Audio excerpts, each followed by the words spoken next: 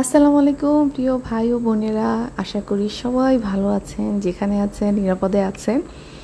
তো অবশ্যই লাইক দিয়ে ভিডিওটি দেখা শুরু করবেন, আর কমেন্ট, শেয়ার, সাবস্ক্রাইব করতে কিন্তু ভুলবেন না। তো চলেন আজকে যেটা মূল টপিক সেটা নিয়ে শুরু করি। বিল্লালের ভিডিও একটু আগে দেখলাম। তো আপনারা যারা প্রতিনিয়ত আমার ভিডিও দেখেন, নিয়মিত নট প্রতিনিয়ত, নিয়মিত যারা আমার ভিডিও দেখেন, তারা হয়তো জানবেন যে আমি যে কথাগুলো বলেছি সেই কথাগুলোই কিন্তু আজকে বিল্লাল বলেছে। তো সেগুলো কোনগুলো সেগুলো আপনাদের সাথে শেয়ার করব। আর এদিকে এই যে শারমিন আর রাজের যে 4 মাসের সম্পর্ক, দেখেন কিছুই কিন্তু কেউ কারো কাছ থেকে পায় নাই, দুঃখ, বেদনা, কষ্ট ছাড়া। হ্যাঁ, অন্যদিকে আরেকটা সংসারের ব্যাপারে আমি কথা বলতে চাই, সেটা হচ্ছে তানজিলা আর হচ্ছে সাকিবের ব্যাপারটা। সেখানে কিন্তু ওর শাশুড়িও আছে, তো সেটা নিয়ে একটু কথা বলবো, কেন আমি ওদেরকে কথাগুলো বলতেছি। হ্যাঁ, আশা করি একদম প্রথম থেকে শেষ পর্যন্ত দেখবেন, এবং আমার কথাগুলিতে যদি মনে হয় যে আপনারা হয়তো সবাই সহমত না, আবার যারা সহমত কমেন্ট করে অবশ্যই জানাবেন। আপনাদের মতামত অবশ্যই জানাবেন, কারণ আপনাদের কমেন্ট পড়তে আমার খুব ভালো লাগে। তো যাই হোক, এবার আসি যে বিল্লাল যে শুরু করলো কথাটা। আমি কিন্তু গতকালের ভিডিওতে বলছিলাম যে বিল্লালরা কেন কোনো কথা বলতেছে না, বিল্লালদের তো কিছু কথা বলা উচিত, তাই না? ভালো মন্দ যেটাই হোক কথা বলা উচিত। এই যে বিল্লাল কথা বলল, বিল্লাল কি খুব একটা কিছু দোষ দেখাইতে পারছে আমাদেরকে? তেমন কিছু কিন্তু দেখাইতে পারে নাই, বা হইলেও সেটা কিন্তু ভালোভাবে বলতে পারতেছে না, হ্যাঁ, শেয়ার করতে পারতেছে না। এবার আমি বলি দর্শক, আমি যে বললাম যে একজন আপু কমেন্ট করছিল যে শারমিনের কাছ থেকে যৌতুক চাওয়া হচ্ছে, হ্যাঁ, এবং শারমিন যে ট্র্যাপে পড়ছে সেখান থেকে বের হতে পারবে কি না সে ব্যাপারে সন্দেহ আছে।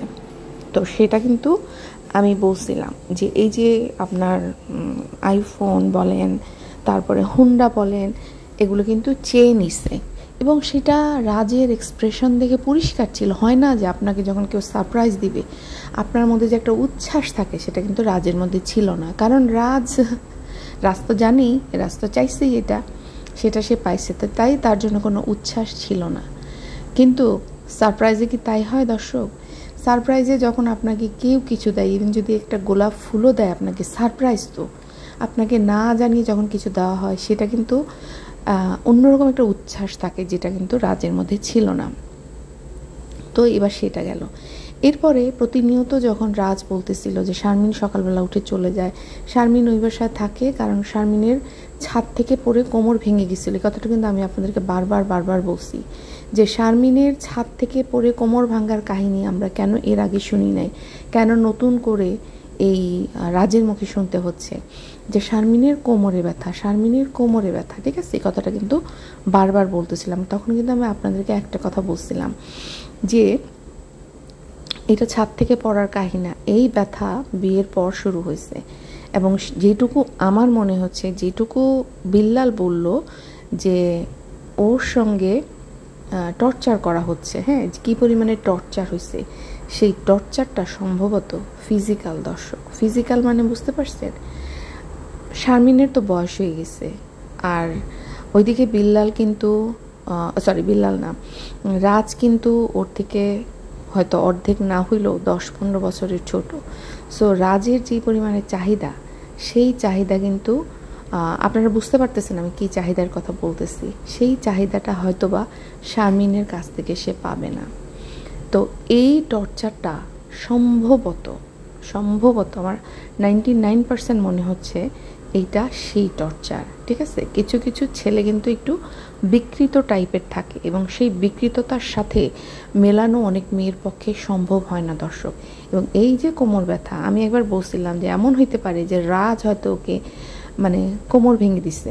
এটা কিন্তু আমি আপনাদেরকে অনেক আগে বলছিলাম যে রাজই হয়তো ওর কোমর ভেঙে দিছে, এবং সেইটাকে ও ছাদ থেকে পড়ে যাওয়ার কাহিনী বলে আমাদের সঙ্গে শেয়ার করতেছে। কারণ দেখবেন যখনই শারমিনকে জিজ্ঞেস করা হতো যে তোমার কি অবস্থা, শারমিনের কিন্তু চেহারাটা খুব কালো থাকতো, একটা মেয়ে যার কোমরের ব্যথা, যার ফিজিওথেরাপি নিচ্ছে, সে কিন্তু অকপটে আমাদের সাথে বলতে পারতো যে হ্যাঁ আমার কোমরের ব্যথাটা এরকম হয়েছিল, আবার এখন নতুন করে শুরু হয়েছে, সেই জন্য আমি এটা করতেছি। কিন্তু এই সত্য কিন্তু ছিল না। এই ব্যাটার টর্চারে মানে হচ্ছে, এই ব্যাটার টর্চার আমি বলবো না, কারণ হচ্ছে বুঝতেই পারতেছেন বিল্লাল কেন শেয়ার করতে পারে না কি টর্চার। এই টর্চারটা হচ্ছে ফিজিক্যাল টর্চার, ঠিক আছে? মানে যেই পরিমাণে চাহিদা আপনার এই রাজের, সেই চাহিদা শারমিনের নাই। সো সেই চাহিদা যখন রাজ শারমিনের কাছ থেকে আশা করবে, শারমিনের সাথে জোর করে করবে, শারমিন সেটা কিন্তু কুলাতে পারবে না দর্শক, ঠিক আছে? তো এটা তো একটা ব্যাপার গেল। হ্যাঁ, আরেকটা যেটা ব্যাপার রাজ বিল্লাল কিন্তু বলল, হ্যাঁ, যে এই যে এক নাম্বার হচ্ছে এই যে সে যৌতুক চাইছে সেটা স্বীকার করলো। দ্বিতীয় হচ্ছে এই যে ফিজিক্যাল টর্চারের কথাটা কিন্তু বলল, যেটা আমি এর আগেও বলছি যে শারমিনের রাজ মিথ্যা কথা বলতেছে, যে এটা সেটা না, এবং এই ট্রিটমেন্টগুলি ওর সেই কারণেই হয়েছে, ঠিক আছে? শুধু তাই না, ও কিন্তু বাচ্চা হওয়ার জন্য ট্রিটমেন্ট করতেছিল, এটাও কিন্তু আমি আপনাদেরকে বলছি। ও বাচ্চা হওয়ার ট্রিটমেন্টও করতেছিল, এটাও আমি আপনাদের সাথে শেয়ার করছি। প্রতিটা কথাই দেখেন একটা একটা করে কিন্তু সেটা বিল্লাল আজকে স্বীকার করলো আমাদের সাথে, ঠিক আছে? এইবার আসি, গতকাল যে আমি আপনাদের সাথে শেয়ার করেছিলাম, যে গতকাল না আজকের ভিডিওতেই শেয়ার করেছি সম্ভবত, যে রাজ যেটা গতকাল বলল যে সে আত্মহত্যা করতে গেছিল, সেই আত্মহত্যা করার কারণে তার আশেপাশের লোকজন তাদেরকে চেনে, সে কারণে তার মা বাবাকে ডেকে ডেকে বলতেছে এটা কি, ওইটা কি, সেটা কি। সেটা আমি আপনাদের কাছে ব্যাখ্যা করছি, যেটা কখনোই সম্ভব না। হ্যাঁ, কারণ কে কোথায় আত্মহত্যা করলো না করলো সেই একই কথা কিন্তু বিল্লাল বলল, যে এটা সম্ভব না, আর ও কোনো সেলিব্রিটি না। যেমন বর্ষা চৌধুরী আত্মহত্যা করছে, বর্ষা চৌধুরীর লাখ লাখ ছিল, ফলোয়ার ছিল, হ্যাঁ, আর সে একটা কাহিনীর মধ্যে ছিল, যে কাহিনীটা আমরা দেখতেছিলাম মিডিয়াতে, সেই কারণে লোকজন তার ব্যাপারটা জানছে। কিন্তু রাজকে কে চেনে? রাজ তো কোনো সেলিব্রিটি না। তাহলে পাড়ার লোকের কি ঠাকা পড়লো যে ও আত্মহত্যা করতে যাচ্ছে, নাকি ও ওষুধ খাইছে, নাকি ও গলায় দড়ি দিছে, নাকি ও ছাদ থেকে লাফায় পড়ছে? এটা কিন্তু পাড়া প্রতিবেশীর কোনো মাথা ব্যথা নাই, ঠিক আছে?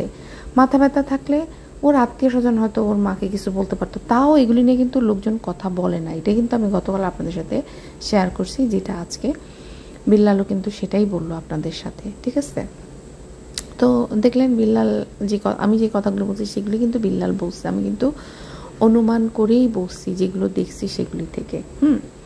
তা এইবার আমি আরেকটা কথা আপনাদেরকে বলছিলাম, যে ওদের এটা আমার কাছে কেন অভিনয় মনে হচ্ছে কারণ এত কিছুর পরেও আবার ওরা শারমিনকে রাজের কাছে পাঠাইতে চাচ্ছে, এবং শারমিনও রেডি যাওয়ার জন্য।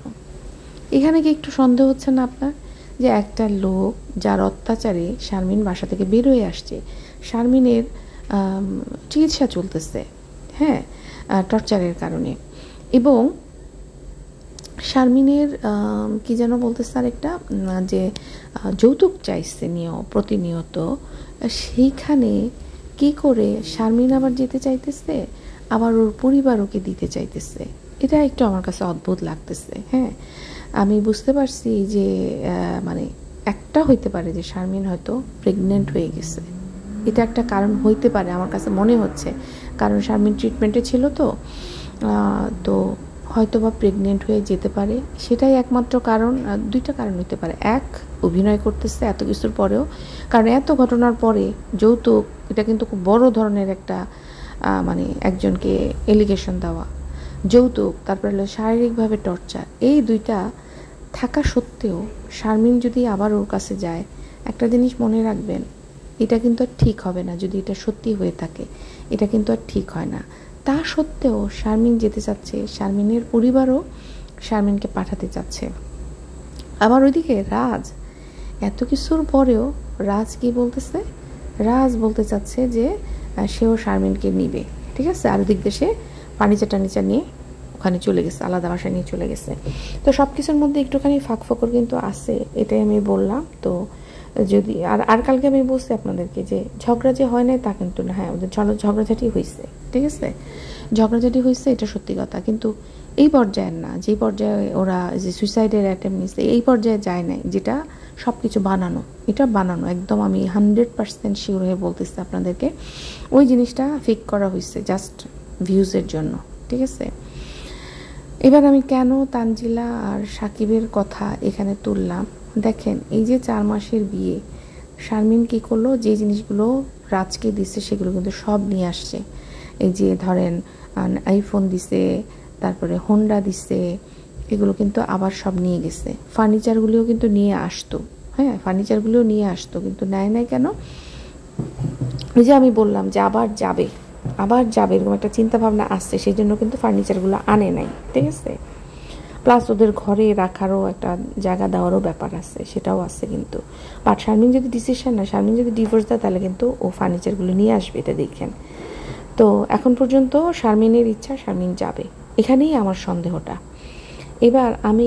এবার দেখেন তানজিলা আর সাকিবের পরিবারে, দেখেন সাকিব তানজিলার দোকানটা দেখতেছে, দোকান কিন্তু তানজিলার নামে, হ্যাঁ মাঝখানে কিন্তু তানজিলা আমাদেরকে শো করছিল যে শ্বশুরবাড়ির সব কিছু ফাঁস করে দিচ্ছিল, ওর জামাইকে লোকজন খারাপ বলছে, সেটাও শো করছে আমাদেরকে, ওর শ্বশুর শাশুড়ি সব কিছু কিন্তু আমাদেরকেও দেখাইছে। তার মানে ওর একটা চলে আসার মতো চিন্তা ভাবনা কিন্তু ছিল। আজকে যদি তানজিলা চলে আসে সাকিবের কাছ থেকে, তাহলে না সাকিবের দোকান থাকবে, ঠিক আছে, সাকিবের না দোকান থাকবে, না বিজনেস পেজ থাকবে।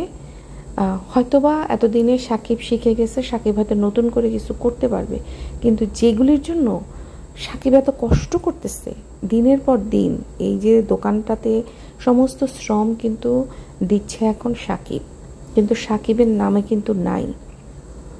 এদিকে ওর শাশুড়ি যে লাইফ করতেছে, জামা কাপড়গুলো এগুলো সব হাজ করে করে দিচ্ছে, মহিলা যথেষ্ট পরিশ্রম করে, আর তানজিলা কিন্তু বসে বসে খায়, হ্যাঁ। তাহলে এখান থেকে যদি তানজিলা চলে যায়, তানজিলার কিন্তু কোনো কিছু ক্ষতি হবে না, কিন্তু মাঝখান থেকে এই পরিবারটা অনেক কিছু থেকে বঞ্চিত হয়ে যাবে দর্শক। তাহলে আমি বলবো যে এই সাকিবের উচিত, সাকিবের মায়ের উচিত একটুখানি নিজেদের কথা ভাবা, কারণ দুনিয়াটা খুব স্বার্থপর। আপনি যদি কিছুটা নিজের জন্য চিন্তা না করেন তাহলে কিন্তু কিছু থাকবে না। আর বিশেষ করে যেখানে তিশা আর বাপ্পির মতো বাবা মা আছে, সেখানে তো কোনোভাবে বিশ্বাসযোগ্য না।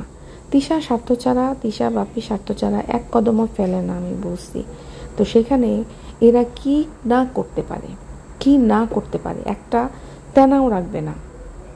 সেই জন্য সাকিব আর সাকিবের মায়ের কিন্তু এখন থেকে একটু সতর্ক হইতে হবে, ওদের নিজেদেরকে নিয়েও ভাবতে হবে। হ্যাঁ ওরা আপন ভেবে নিচ্ছে, কিন্তু তানজিলা ওদেরকে কতটুকু আপন ভাবতেছে এটাও কিন্তু দেখার বিষয়, ঠিক আছে।